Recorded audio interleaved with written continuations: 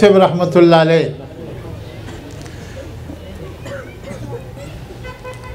چې یو فرشته و زما والد صاحب به ماته وی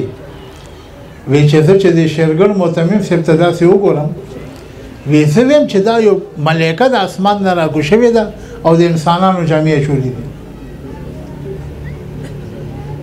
بیا به ماته وی چې بچیا د غورغشتو مولانا صاحب ټول شاګردان داسې وو چا چې د هغه سره دوره کړې وه هغه د خپلې زمانې لوی ولی و. نو دا شیرګل معتمم صاحب دا فرشته ده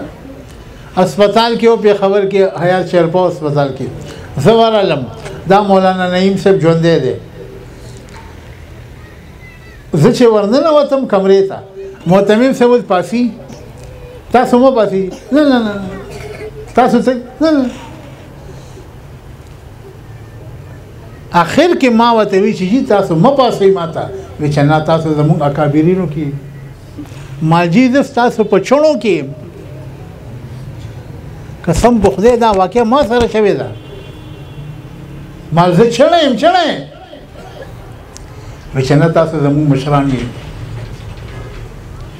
دا د خپل خلک خو نن هم الحمدلله د هغوی هغه برکات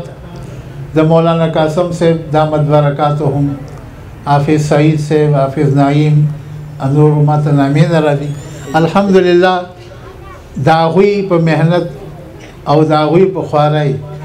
هغه باغ هماغسې الحمدلله سمسور دی